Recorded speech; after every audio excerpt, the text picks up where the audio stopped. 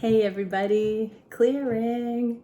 All right, this is going to be a way out there reading. I'm going to use the Starseed Oracle and some emotional cards to bridge heaven and earth. We're going to look at what does your person think of the most metaphysical aspects of your connection, the 5D, the energetics, the cosmic truth of your connection. So thank you, Divine Creator, for using me as a channel of only the highest, most beneficial information coming through. What does my viewer's person think of them in a cosmic way? What is the most transcendental thoughts? What is the most advanced, let's say even quantum or out there understanding of the energy of this connection? How does my viewer's person view themselves related to these energies? How does my viewer's person view my viewer? All right, let's have a look. So, connection to source. What does your person think of the energetic connection to source energy, to cosmic wisdom, the crown chakra, the higher intel? Golden potentiator, quickening exponential expansion, 43. So this is really kicking off rapid downloads, transmissions from the universe. Like lots of things are, I'm seeing domino effect,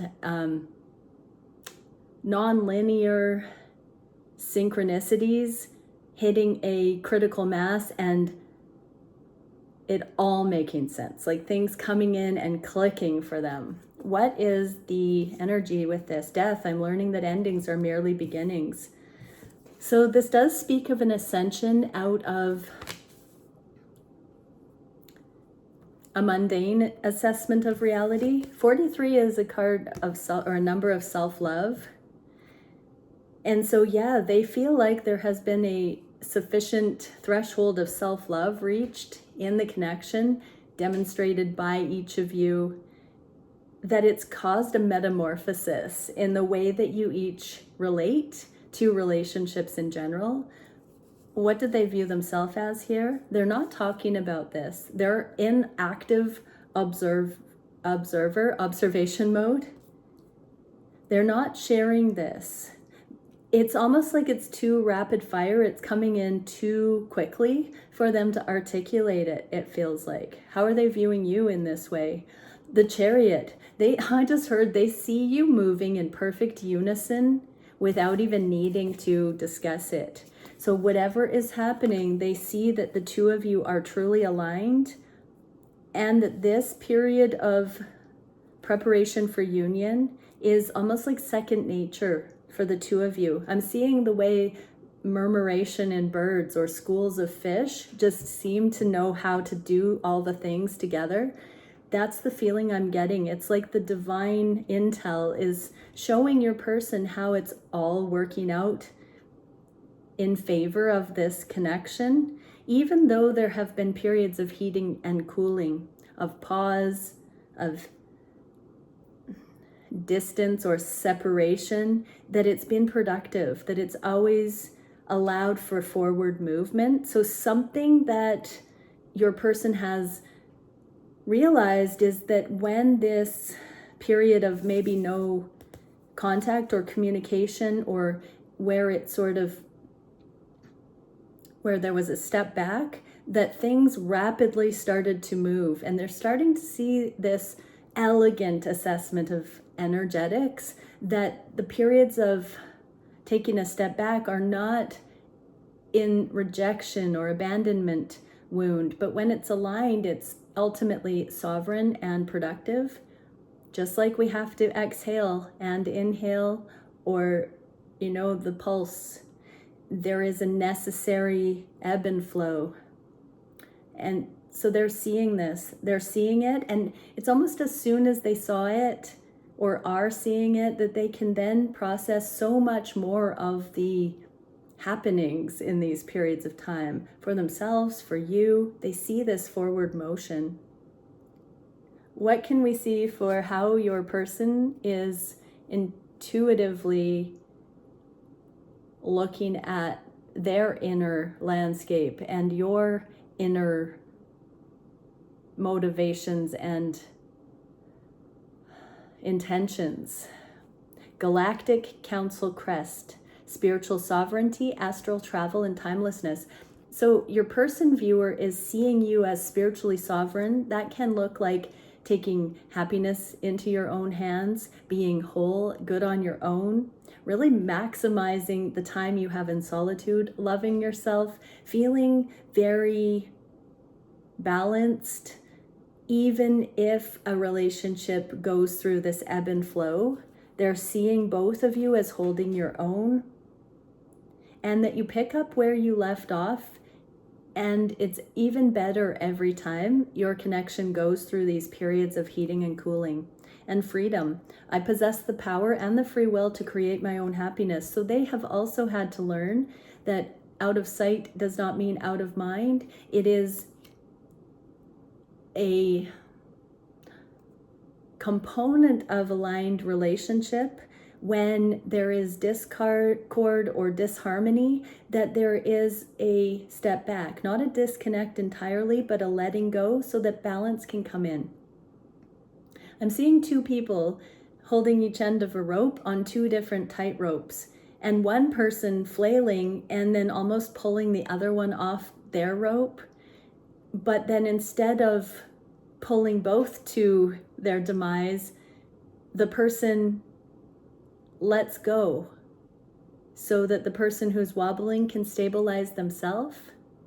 If you follow, that's the feeling I'm getting here. There's some sort of a tightrope act that your person is seeing both of you do, and seeing both of you rebalance yourselves and not need to be in a codependent dynamic to do so. So your person is seeing that this is how relationships should flow.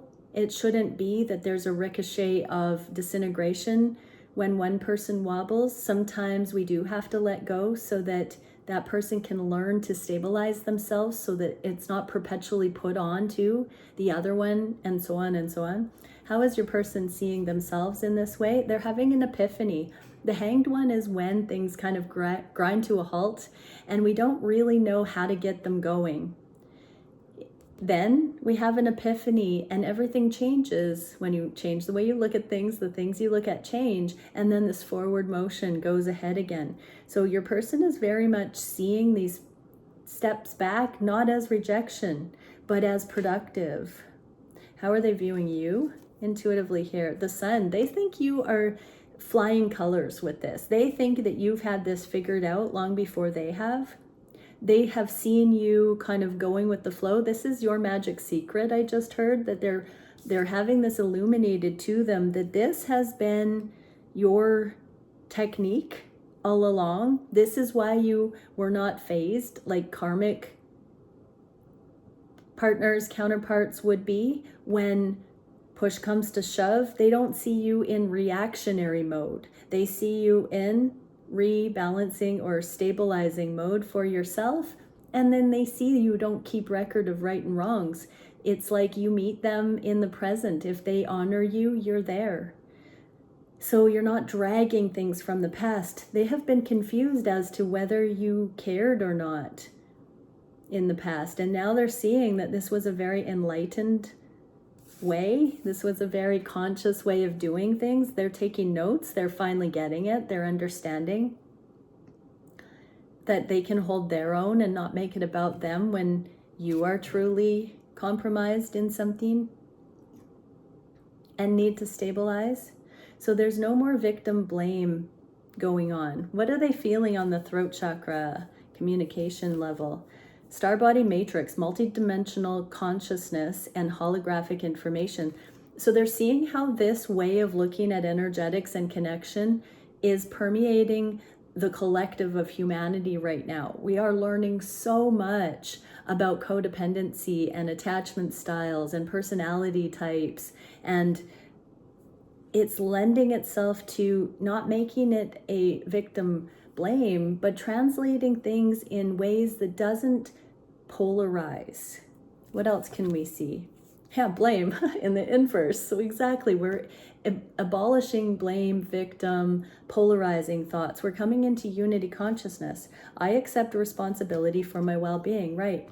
So your person is very much understanding that it starts first person. It starts with self-love, like we saw with the 43, and that you are an example of that. Whereas in the past, they may have had karmic partnerships or relationships, situationships that fell short because there was a pointing fingers.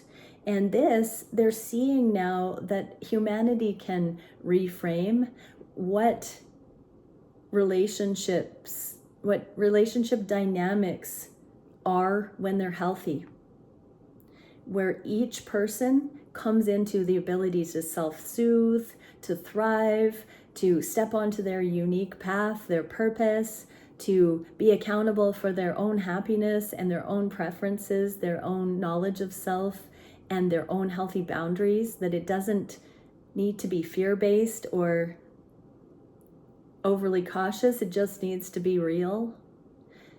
How are they seeing themselves in this way? They're seeing victory. So they are now learning to manage their own choices, their own perceptions, their own awarenesses. They're learning to be more present. They are stepping into some leadership. Others are looking towards them with curiosity about their own growing happiness. Your person has come into this butterfly embodiment and is spreading their wings and beginning to rise up out of karmic turmoil. And others are taking note. So they're starting to see that they can inspire others, that others are congratulating them for, some release of addictions I just heard, or for being more even keel, less reactionary. Some of them have had anger management issues, and your person, if you can relate to that, or your person, they are now able to keep their cool. There are many things that are being noticed by friends and family around your person, and they are starting to get it, and others are inspired and seeing a more diplomatic way of problem solving, or things that used to really trigger your person. They are passing those tests with flying colors. How are they seeing you in this light? Oh, they see you as the one. Here's the Four of Wands union energy. So they see that of any person they've ever met, you are this sunshine, ray of hope, this enlightened being that is not going to get petty or immature in a connection. Even if they were to bring it to you, you're not going to escalate it. There's like, I thought it was a gargoyle. There's like a fairy or an angel protecting this, overseeing it. And so they really do feel that you are heavily protected, that you have whole teams of angels and healing team behind the veil overseeing. They really do feel excited because they have seen this energetic backing that you seem to magnetize. I mean, we are going to this Jedi level assessment here. So they might even see you as a starseed, a supernatural being that has augmentation from behind the veil, that you are favored by the gods. They've seen you pull off so many unassuming miracles that you keep in stride. Whether you know that they've watched that or not, you really have impressed upon them that you not only walked the beat of your own drum, but you have whole hosts of support in the energetic realms. I heard for some, the ancestors have spoken to your person and they haven't told you that they have had a mediumship experience with their ancestors or your ancestors, and they have been given messages about your connection. Oh, isn't that lovely? I'm being called to pull a card. What was the message the ancestors gave my viewer's person about their connection, about the potential here? We are talking about the Four of Wands. Only ourselves can free our mind. I know the truth, no fear. See the big picture. and I know how to do it right.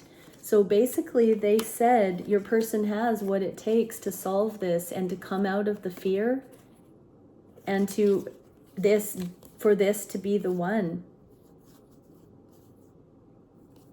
The ancestors have guided your person to look at the big picture, to not get caught up in the pettiness or the illusion of an impasse or taking it personally, and to really look at the love that's here over a span of time. Nice, ancestors, that's bang on. What can we see for the heart space? Cellular light, bioluminescence, self-illumination, and simplicity.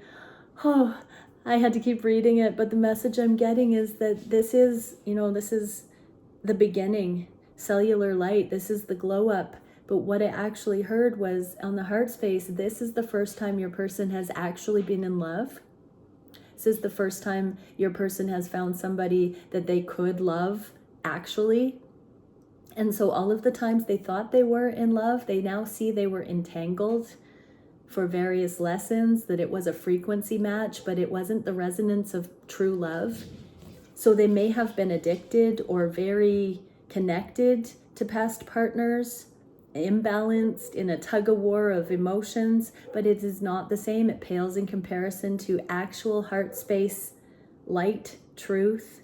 What is the emotion? Forgiveness. I acknowledge that harboring resentment blocks the flow of love. So they were jaded. When they met you, they were disheartened. They were jaded. They had a heaviness on their heart. And they are saying here that your journey has helped them forgive the past and confidently, bravely step forward, knowing that this connection offers true balance, true love, and consciousness. How are they viewing themselves on the heart space? With progress. We got this for yesterday's reading. So your person is very much dropping down all the war, all of those skeptical ways of looking at things, all of the misconceptions, being all up in their minds and projecting things on, cautionary things, fear-based things, too heavily on the past, and thinking that they needed to guard themselves against certain things they would say were human nature. This is why they think you're so otherworldly, because you sleep and dance with